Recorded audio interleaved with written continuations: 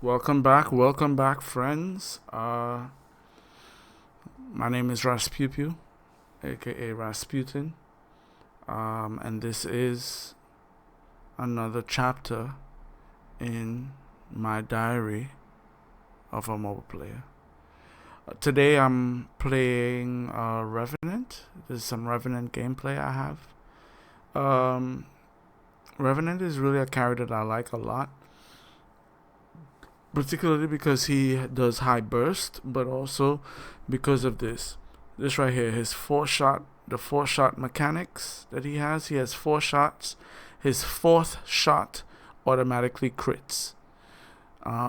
He also has a high burst projectile attack, and he has a damage amplifier. He also has the one-on-one capability in his ult, that allows him to go into the shadow realm where he's unaffected by anything else, and he's able to duel whoever he ulted 1v1. Let's just get into the gameplay, and I'll give you my thoughts on what I was thinking when I was doing this. Oh, I must say this before I begin.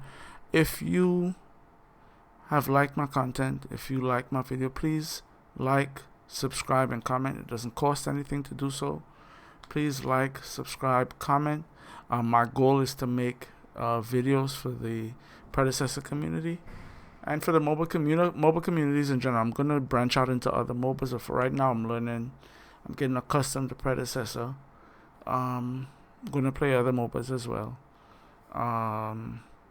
So please like, comment, and subscribe. Alright, let's get into the video. Alright, so on the other team we have Azarus, Belica, Twin Blast, Murdoch, and Crunch. So the other team is doing a double carry. On my team we have a Phase, Zarus, a Rampage, myself, and a Countess. So like I said in previous videos, I always judge my carry based on what, especially my phase carries. Not phase supports, let me carry. Phase supports based on the first, what they choose first for phase, because what you choose first for phase is critical. Missing minions early on, we just missed minions over here. But yeah, I was curious as to what my phase would take first ability, and as you can see, she made the right choice. She chose the pull because her slow doesn't really do much early game. Doesn't really help much. It can't really peel much. Maybe later on, but right now the pull is the most effective amount of peel that she could provide. She saw that the Belica was about to use her sun, so she decided that she was gonna pull me back out of harm's way, which, to her credit, I appreciate that. See when the Belica is about to use her sun, because that thing comes up, she looks like you know what I call it? I call it the Covenant sword from Halo. I don't know if anybody here played. Any of you guys ever played Halo, but Lieutenant Belica has the Covenant sword. So, yeah. So when you see Belica pull out the Covenant sword, then you know it's about to go up. Or down. Either way. It's about to go down, but really you're about to go up. It's about to go down, and you're about to go up. Yeah, that's a dad joke. But yeah, so just particularly laying in. I personally am not a very aggressive ADC. I don't believe in being aggressive. I saw them back. I saw the Belica back, so I was like, alright, let's take the gold buff. That's something that I try to do early in the game. I try to push in my enemy carry, my enemy duo, and the minute one of them backs, try to take gold buff. I have played against teams where when gold buff spawns, the enemy jungler shows up, but those are generally teams who are stacked, if not 4 stack, 3 stack, some type of stack. So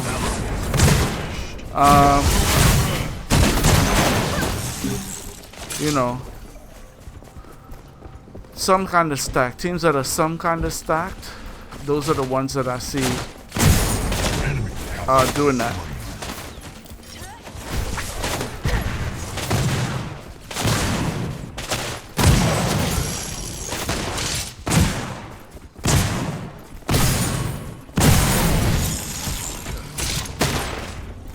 So personally, that's what I do.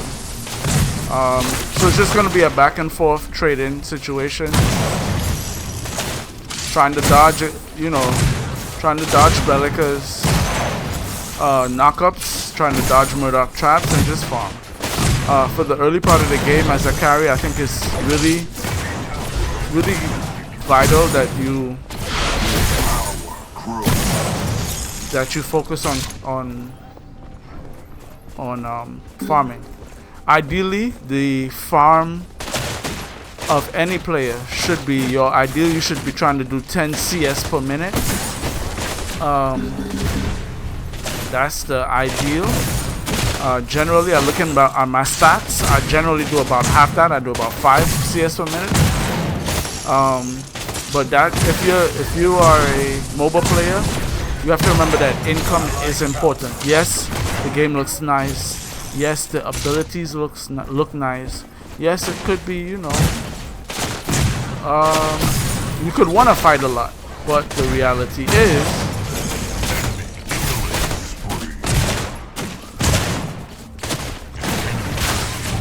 excuse me, the reality is that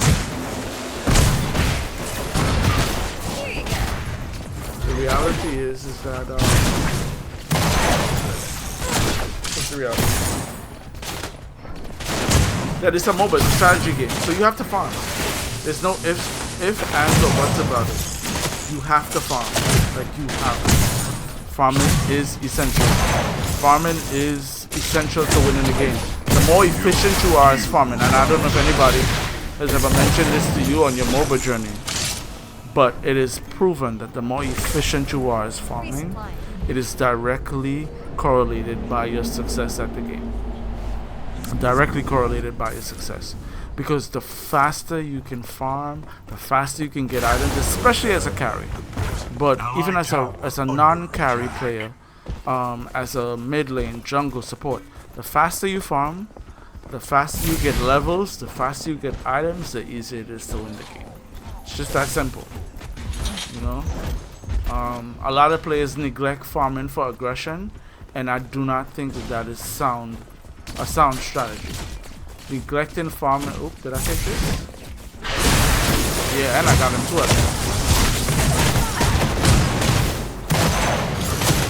Yeah, my face got him. I missed the shot. But yeah, it is a strategy game. It is a farming game. So even like what a lot of people do, which I was guilty of at one point, is they will farm well during laning phase, and then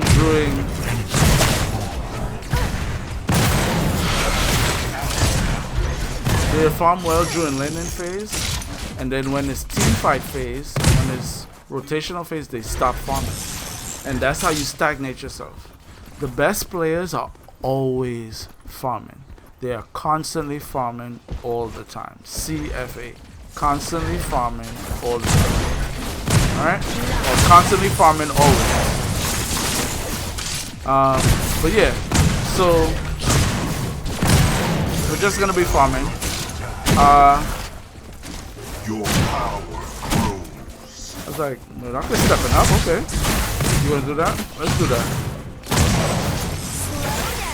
Yeah, because I was like, why would you step up past the minions? Like, the thing that was helping him was the minions, but the minute I backed up and I realized he was chasing me past the minions, I was like, oh, okay. That's how we doing this. Alright.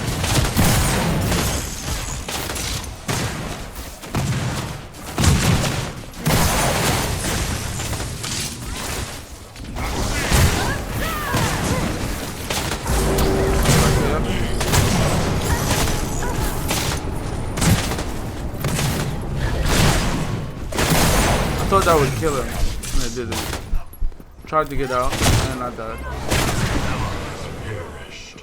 I really thought that one shot would have killed him, but yeah, I was gonna say, why would you pull me? But I didn't want to tilt my support. Because I had the angle, and when she pulled me, she kind of like pulled me out of the angle for murder. But I was like, you know what? Let me not tilt my support. It doesn't serve a purpose to tilt her.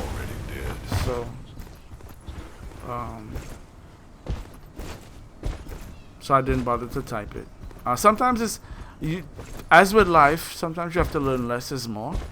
So there's sometimes where you see I'll make a video and I'm gonna type something to a teammate and I'm like, you know what? Let me not tilt them, because at the end of the day, people have fragile egos, you know, and it's just a game. Yes, it's a game. It's a competitive game, and I want to win.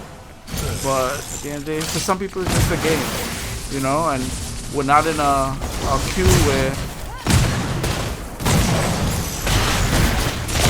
we're not in a queue where, you know, where it's not like ranked queue. So I can't really expect everybody's not playing it for the same reason. And that's something I learned over the years playing Moba. You know, of course, League of Legends and others had they have ranked queues, but you can't really fault everybody for the same thing. So for me, it's like, all right, let me try to do the best I can.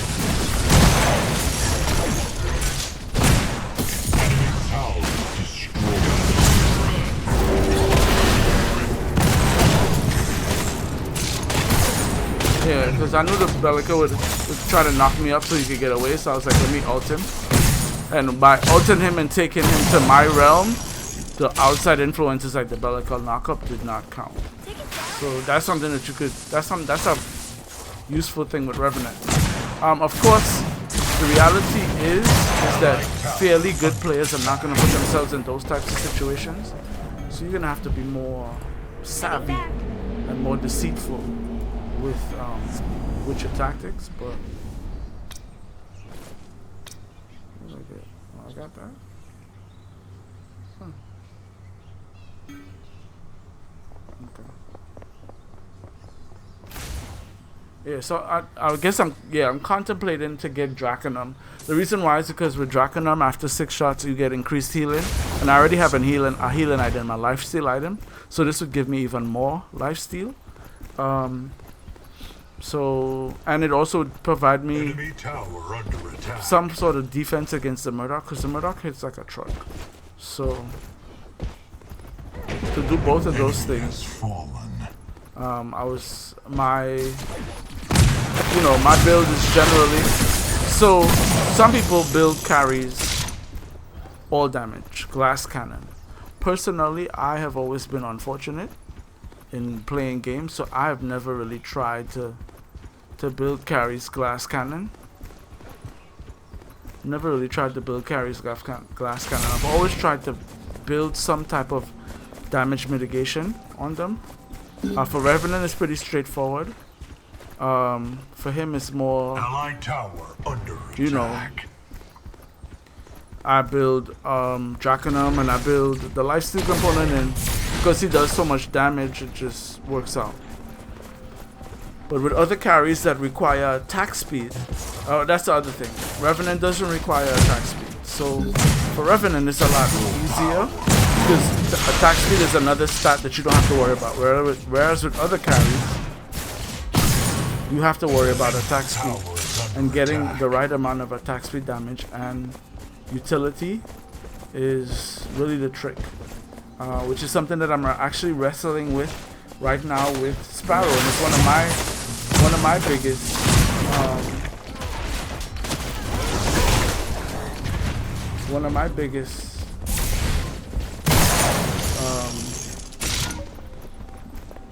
problems right now. Not problem per se, but it's one of the things that I'm trying to solve, the issue with Sparrow and giving her enough utility. Because if you go all damage with Sparrow, straight glass cannon, if you don't have a good support in your, or a good team to peel, then you're done. And for me personally, I can't speak for everybody else, but for me personally, I am a solo queue player. So I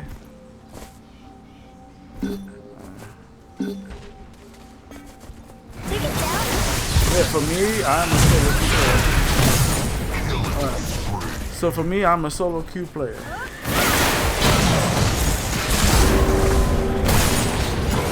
Right. So I stole it because I wanted to get the extra gold. I know it's not right. I'm sorry, Countess. Not really. But yeah, for me, I'm a solo queue player, so I can't really rely on anybody else. I can't rely on anyone else. So for me, it's like I'm gonna do what I can. Okay, they ran all the way away. I'm gonna do what I can to make sure that I can survive in fights and be useful to my teammates. Because another thing that people overlook in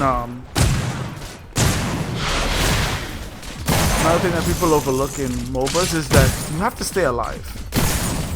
Like, primary objective for you as any type of player, but especially a carry player, but just any type of player, is be alive. Like, if you keep dying, one, you give the other team experience, but after a while it doesn't really last. But the other thing that you do if you keep dying is you give your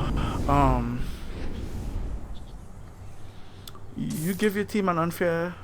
You put your team in an unfair position, because if you keep dying, then it's constantly a 4v5.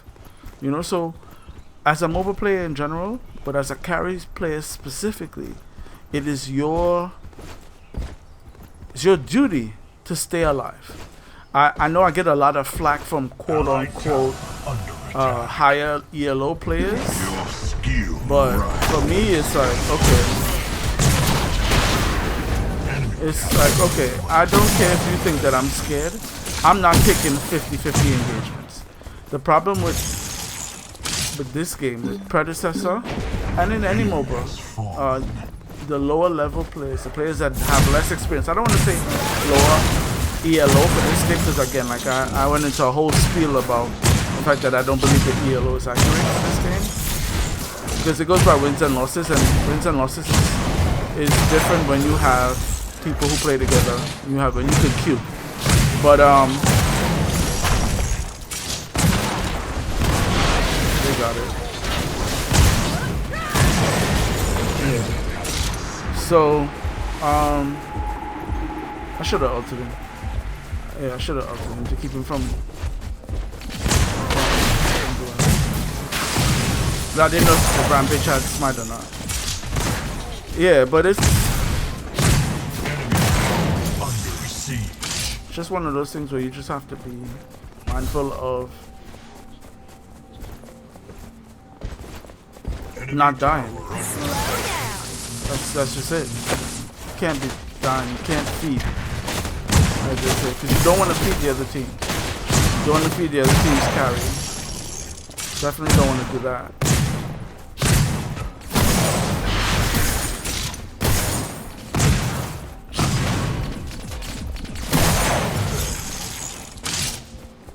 You know, you definitely don't want to feed the other team's carry.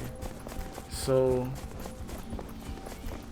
my thing is you don't want to feed the other team's carry. You don't want to feed the other team, period. Try to knock 57 positions where you die.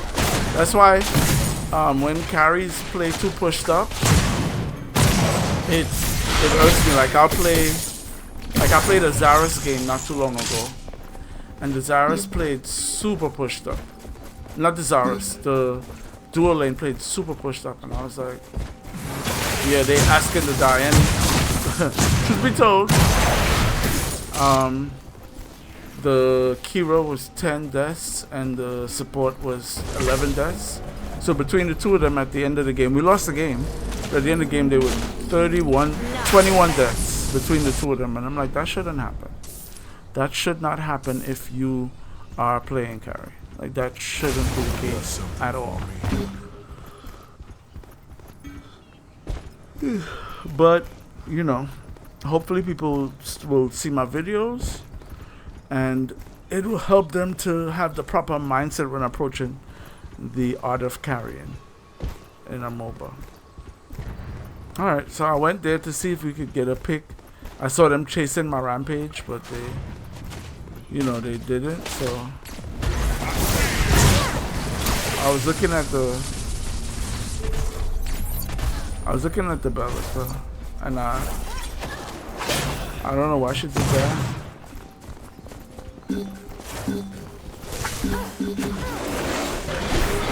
See, I'm like, alright, come on, bro.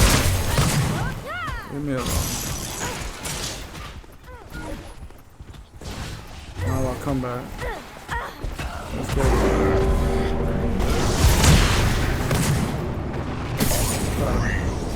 Got team. Got team. Yeah, the counters did good rotating over, but the thing about it is like the phase didn't need to pull me. I could have easily killed the Bellica the first time. Because the phase pulled me, it gave the crunch time to come over, and I had to blow my flash. But you know, it is what it is. It is what it is sometimes.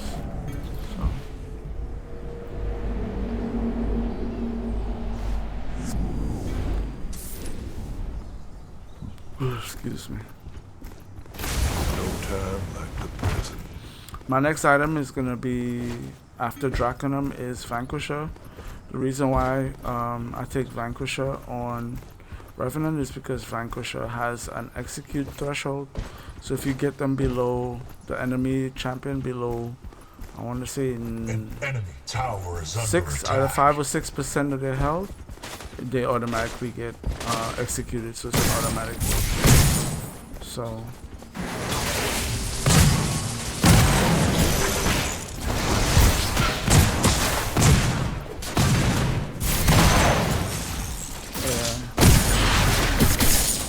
Him, the crunch disengaged because he really had nobody to back him up, and also I think he realized I started to chunk him. When he realized that, he was like, Allied "Yeah." tower under attack. I will say this about myself: the whole crest thing, I'm still getting used to it. Because in the heat of battle, I forget to use my crest. I must admit that. A lot of times I forget to use my crest. A lot of times I forget to use my crest. So because of that, Double kill. you know, I'm like, Allied alright. towers destroyed.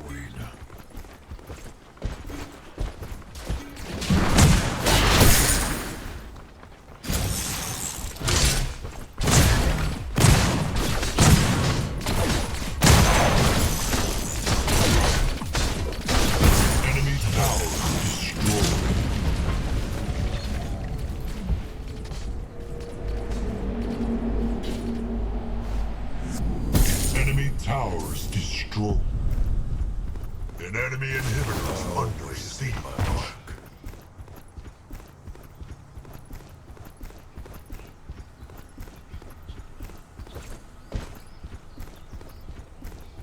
An enemy inhibitor is under siege.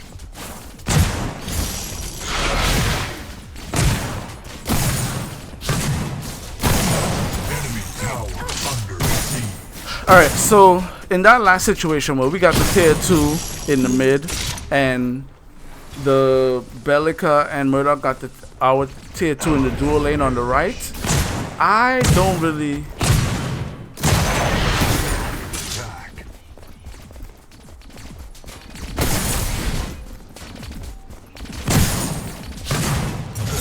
agree with that. So the Murdoch and the Bellica, here's why. The Murdoch and the Bellica were right lane, right in the lane that I'm in right now.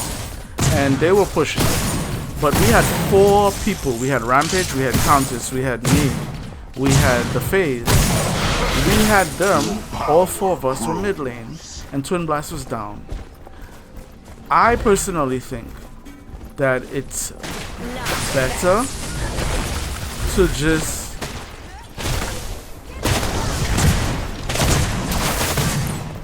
I think it's better for the 4 of us to just take mid lane and let them take things. Because I don't think they would have gotten an inhib. I think we could have gotten the inhib especially because the Countess had prophecy. I think we could have gotten an inhib before they could got our inhib. So we could have literally pushed to get an inhib and then turned around and defended. That's what I personally think. So,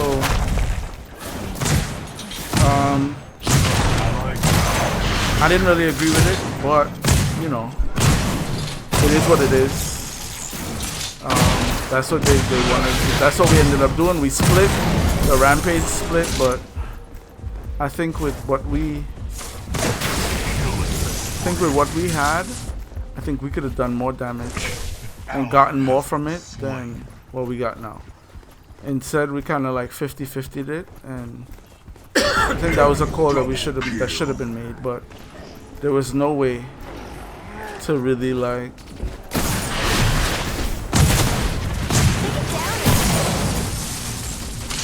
there's no way to really like call it out. That's one thing we need more of. We need more of these. There'll be the ability to ping Paragon. We need more detailed pings. Not Paragon, Predecessor, sorry.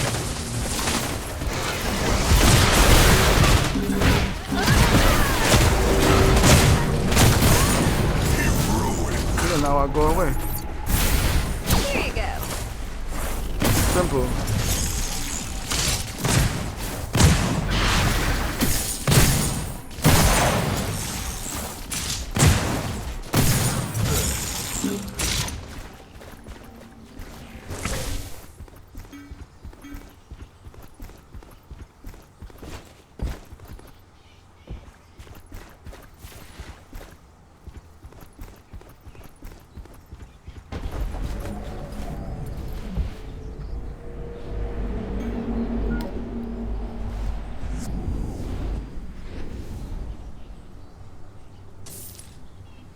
So now I have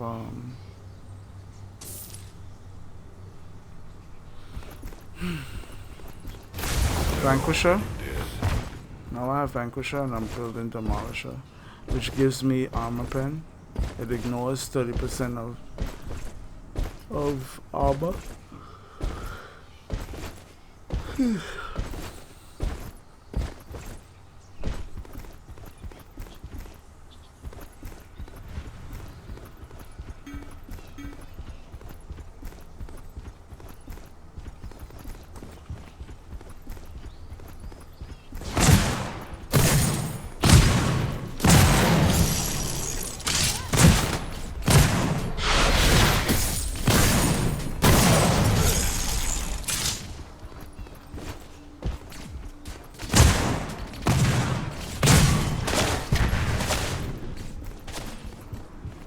I don't know why he's trying to like. I really don't understand that.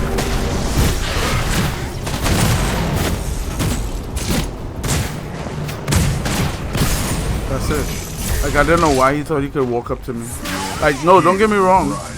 Murdoch can do a lot of damage. Built correctly, Murdoch is probably one of the hardest hitting ADCs. Just auto attacks alone. But not against me, not against a Fed Revenant. So An allied tower is destroyed. he got 4 shot.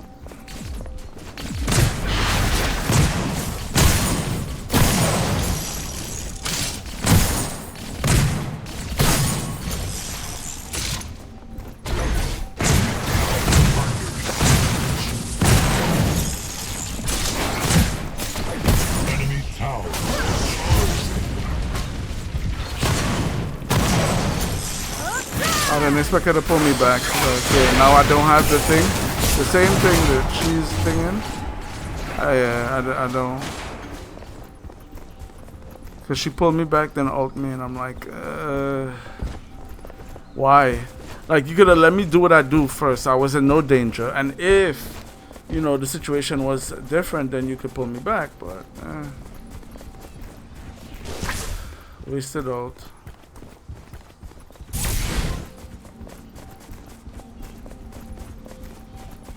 And then I don't really think like Phase with Revenant. I don't think Phase with Revenant is a good combo.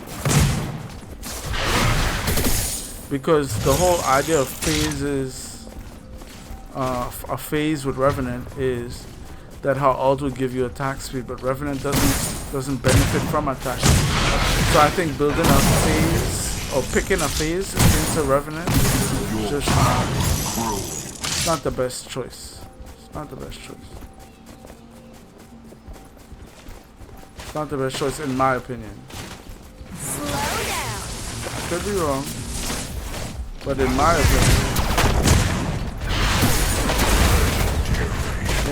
opinion, I say it's not.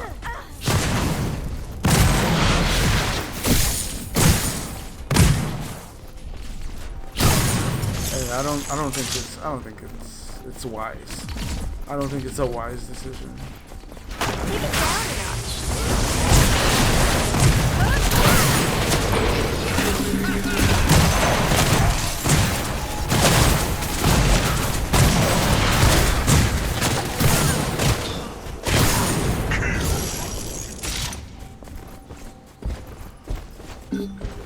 I should have taken the blue ball.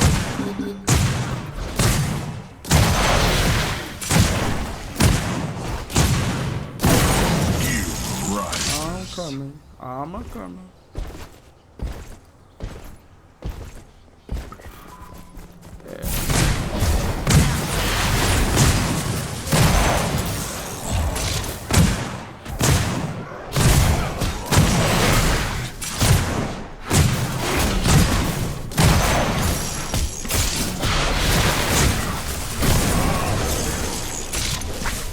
Be right back. Yeah, so at this point, three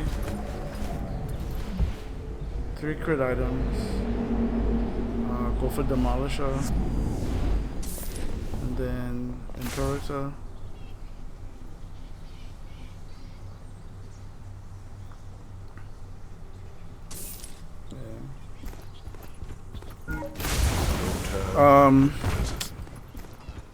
At this point, we should be trying to end, but because everybody's so disjointed, people doing what they want. Countess is way alright. So if you look at the minimap on the right, Countess is way too pushed up because she could have easily gotten stunned up and killed. Because if the Twin Blast was building correctly, which I don't know if I can't remember the Twin Blast build. But if he was building correctly, the Bellica could have ulted him. Oh, it didn't hit her. It didn't pop a bubble. I was just trying to pop a bubble. Yeah, but if the...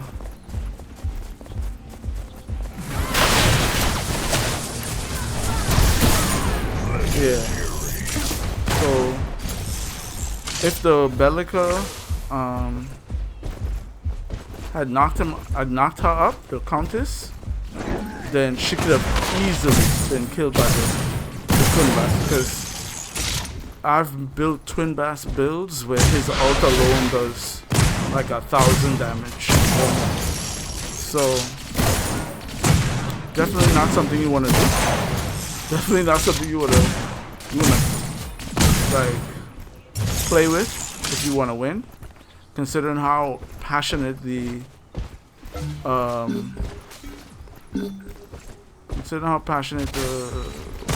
Countess was about winning.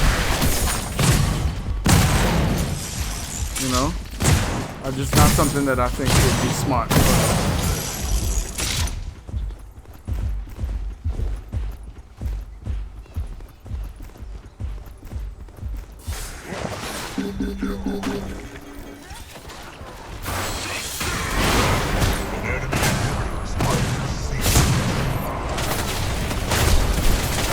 Yep, and I died. I should have ulted him, maybe. I don't know. I kind of panicked. I'm not gonna lie to you. Kind of panicked. This was my first time playing Revenant in a while. But with the build that I have, probably should have ulted him. Because then it would have been a true one-on-one. Because even though we were one-on-one, me ulting him would make it a true one-on-one. Because we were one-on-one from my perspective, but his teammates could still attack me. So I was still getting shot by Twin Blasts and stuff like that. So, what I probably should have done was ult him instead of panicking and turn around and try to fight him. That's probably what I should have done. But, you know. I panicked and I tried to run away, and I paid for it with my life. So, and I didn't really want to go that way to begin with, because I saw him looking at me, and I knew that the angle that I was pathing to the fight, I knew that they could have just turned around and killed me. It wasn't just him. It was Twin Blast. It was somebody else. I was between them and my teammates. And if FaZe couldn't pull me, then I'd be dead. So, all in all, that was a bad decision on my part. And then when I did get ulted by him, what I should have done was ulted him right back, so it would be just the two of us. And then in that way, but then I got my revenge. Even then, he's doing more damage than mine. So I was like, yeah, all right, we gotta do this together. Yeah, so he flashed, but I'm like, yeah, it's not happening to you. I can't remember, did I? Yep, got him. Your power grows. The beauty of Draconum just now, if we go back, let's go back a little bit. Just a little bit to that fight, alright? The beauty of Draconum is when you get a kill on Draconum, you get a percentage of your health back instantaneously. So I realized that my even though it's just one level difference, I realized that he's giving the business to my he's giving my guy the business. So I'm like, alright, let's do this. He stuns me, boom, my guy comes back, got it. And instantaneously you see my health go up. Because once you get a kill, it increases your health by, I can't remember by how much, I think it's 100% or something. But it increases your health. So yeah, I was able to get my revenge on him. The other thing I don't think I did is I don't think I used my autos a lot this game. Like I said, I'm working on this whole, you know, using actives and an active crest item, because every crest item is an active. It's a concept that, as somebody who has played League of Legends for a long time and Heroes of the Storm for a long time, I am not accustomed to using actives. And I'm not accustomed to actives being so pivotal. You know, like every single crest item is pivotal to your build, right? So remembering to use it and function around those timings is something that I will admit that I have to learn, because for me it's teaching an old dog new tricks. You know, because I'm not accustomed to having active. I mean, don't get me wrong, League of Legends does have active items, but their active items are not quintessential to the build. They are just something that you may or may not use depending. Like, one thing that everybody uses is stopwatch now, but not every build needs a stopwatch, and not every situation requires a stopwatch, and not every carry. So like, as a carry player, stopwatch isn't always the thing that you use. You know, I mean, it is something that you use in high level, but it's not something that you're accustomed to. So for me, having actives in this game is just something that I gotta work on. Something that I know personally I have to work on. You know, something that personally I know I have to work on. So yeah, we were able to push the, what's his name off? Oh, we got the Zarus. Good. I thought that would work, but it makes sense now.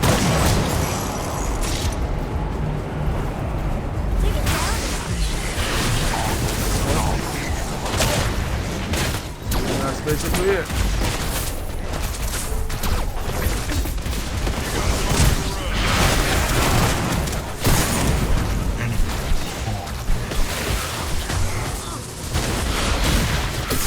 Got him too, the double. The murder tried to snipe me, but he missed. Now we have 3 kills. Now we can go do. So this is another principle I want to talk about, and I'm going to continually say it until people get it. Like, you should not do objectives 5v5. You shouldn't try to sneak objectives. You are taking a big chance in doing it. You should endeavor to get a pick and then take the objective. That's fine. But to just sneak an objective with all 5 members of the enemy team up is suicide, in my opinion. It's one of those plays that you really shouldn't do. People do it, but I don't think it's the best idea. I will say this. There are some streamers, some predecessor streamers, players, who like to take Orb Prime on spawn. I am not really a fan of it. Like I said before, and I'll probably... No, I didn't. I don't know if I said it before. The reason why I'm not a fan of Orb Prime is because... This is strictly me. Right? The reason why I'm not a fan of Orb Prime is because...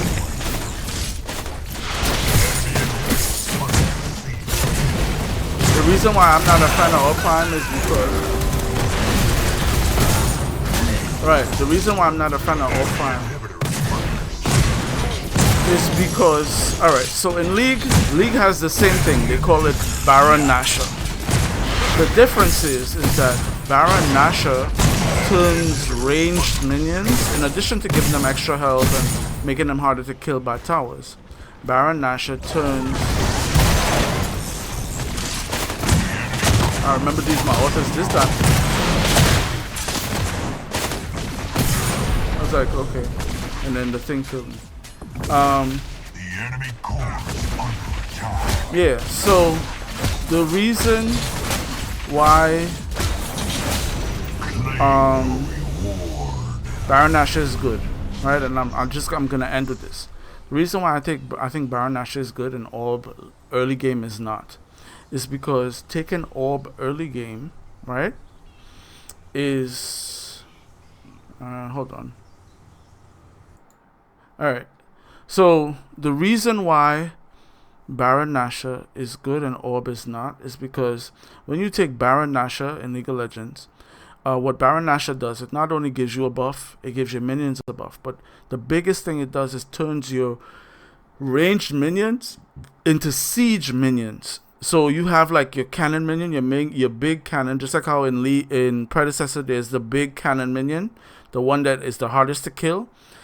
It turns that minion into a siege minion, and what that does is that minion, when it increases the range of that minion, and when that minion gets to your tower, right, it doesn't go under the tower to attack the tower. It could sit outside the tower and attack the tower, therefore turning it into a siege minion. And that is invaluable for pushing, because now you can siege as a team. All you have to do is protect the cannon minions, not the range minions so much, but protect the cannon minions, and the cannon minions will chip away at the tower. In Predecessor, all it really does is buffs the minions, but the minions still have to go under tower for them to be effective against the tower, which opens up the enemy team to just either clear the wave or engage on us if we try to push or siege on the tower.